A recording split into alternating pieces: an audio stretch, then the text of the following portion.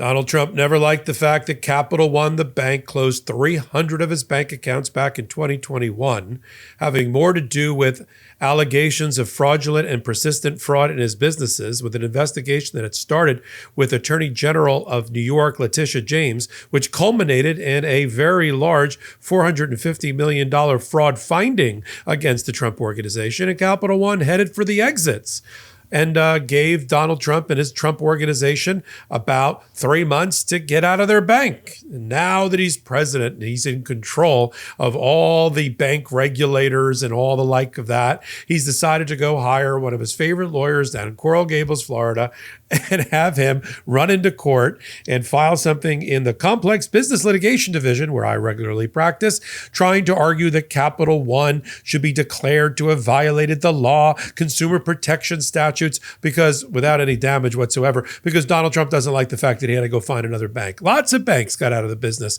of being in business with Donald Trump. A lot of them debanked Donald Trump. Deutsche Bank is one of them. But now Capital One is on the wrong end of the receiving line and the stick, because Donald Trump has decided that from his bully pulpit, he's going to try to bully them. I don't bully anybody, but I do tell the truth here on Legal AF. Let's get down to the new lawsuit. The entity that runs the Trump Organization, what we refer to as the Trump Organization, is an entity called the Donald J. Trump Irrevocable Trust. It's based in Florida. So they decided, for whatever reason, to sue in Miami-Dade County, Florida, in the complex business unit. I will tell you right now, this case is not going, I'd be shocked if this case stays in state court, because Capital One is based in Virginia, and let me just see where they actually say Capital One is based. Capital One is a Virginia corporation authorized to do business in Florida. All right, well, you got Virginia Corporation on one side. You got Donald Trump, who is the trust is a Palm Beach County resident. You got Eric Trump, who also apparently lives in Palm Beach County, Florida, which I thought well, maybe that's true. And so you've got Florida on one side, Virginia on the other. We're heading to federal court, everybody, the place Donald Trump hates. Now, he goes through a whole storytelling time in this complaint that I had to wade my way through. This lawyer that Donald Trump often uses for hopeless causes. He's like the patron saint of hopeless causes, Alejandro Brito. And Alejandro Brito brought the case saying he violated, the banks violated Colorado law, New Jersey law, Michigan law, all sorts of other law. No, they didn't. They are allowed to decide that they no longer want to be in business with somebody, and gave him sufficient amount of time to take his tens of millions of dollars and his 300 bank accounts out of the bank. Also, it was back in 2021. Last I looked, it's 2025. I think we're at the tail end of most of the statute of limitations related to this, but he can't help himself, Trump. So he had to spend about a half of this complaint talking about Barack Obama. Barack Obama in 2025, he mentions Joe Biden once. He says Barack Obama operated Operation Choke Point, which went after people and had his FDIC and his banking regulators go after certain people and force banks to debank people. None of that's been proven. None of that's been shown. There was one article in The Hill back in 2018 about it. All right. Donald Trump comes in. He's like, no, I'm going to get rid of Operation Choke Point. Good for you. What does it have to do? What does that story have to do with Capital One in 2021 getting rid of the Trump Organization? Because there was plenty of news about Leticia James investigating them for persistent fraud, something that turned out to be true. He got convicted on summary. He got adjudged on summary judgment, and after a multi-week trial in New York in front of Judge Engoron on exactly that. A monitor is still in place over the Trump Organization. Barbara Jones, former federal judge, still watches all the money over there. We're still waiting for the appellate court, the state appellate court in New York, the appellate division first department, to decide how much of the $450 million judgment they're going to keep intact. They'll probably cut it in half, but it's still a substantial amount of money and a finding of persistent fraud in the operation of a business for more than 10 years. Capital One said, see ya. Donald Trump will never, I assure you, will never be able to prove, because it's not true, that Capital One retaliated against Donald Trump because of his MAGA positions or his First Amendment expression. They just looked around and they were like, we don't want to be in the bank with him any longer. That's okay. It happens all the time to Americans.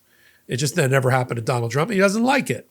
So he's brought this silly suit in state court. Why? Because now there's press releases and media coverage. Some have even gone as far as to claim that he's claiming in his lawsuit that they Capital One fired him because of Jan 6th. That's not true. Other banks got rid of him because of Jan 6th, but not Capital One.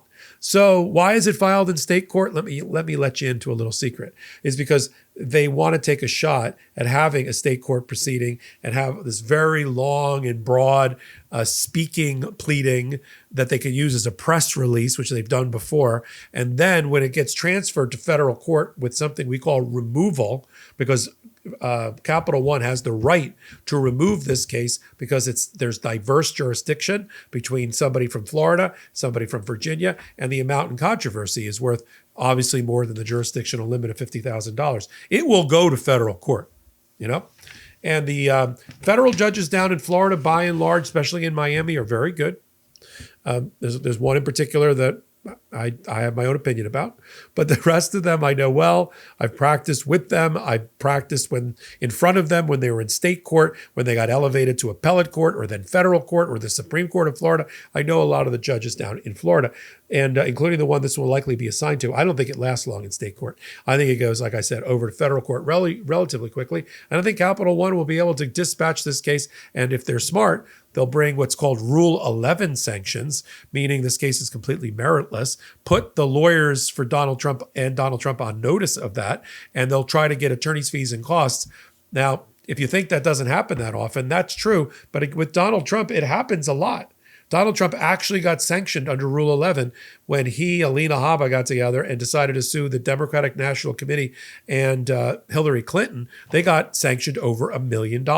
It's the place you want to be if you're looking for sanctions. State court judges in Florida have another device. It's called 57.105, but it's very hard to get sanctions under 57.105. I think I've been able to do it twice in my career in 35 years. So we'll continue to follow this ridiculous lawsuit filed by Donald Trump and the Trump Organization against Capital One Bank because he got debanked back in 2021 right here on Legal AF, the place for law and politics and its intersection. So until my next reporting, I'm Michael Popok. I'm Michael Popok, and I got some big news for our audience. Most of you know me as the co-founder of Midas Touch's Legal AF and the Legal AF YouTube channel, or as a 35-year national trial lawyer. Now, building on what we started together on Legal AF, I've launched a new law firm, the Popok Firm, dedicated to obtaining justice through compassionate and zealous legal representation. At the Popok Firm, we are focused on obtaining justice for those who have been injured or damaged by a life-altering event, by securing the highest dollar recoveries. I've been tirelessly fighting for justice for the last 35 years, so my own law firm organically building on my Legal AF work just feels right. And I've handpicked a team of top-tier trial fighters and settlement experts throughout all 50 states known as big auto injury attorneys who have the know-how to beat heartless insurance companies, corporations, government entities, and their attorneys. Big Auto's attorneys working with my firm are rock stars in their respective states and collectively responsible for billions of dollars in recoveries. So if you or a loved one have been on the wrong side of a catastrophic auto, motor vehicle, rideshare, or truck accident, suffered a personal injury, or been the victim of medical malpractice, employment harassment or discrimination, or suffered a violation of your civil and constitutional rights, then contact the Popok Firm today at 1-877-POPOK-AF or by visiting my website at www.thepopokfirm.com and fill out a free case evaluation form. And if we determine that you have a case and you sign with us, we don't get paid unless you do. The Popok Firm, fighting for your justice every step of the way.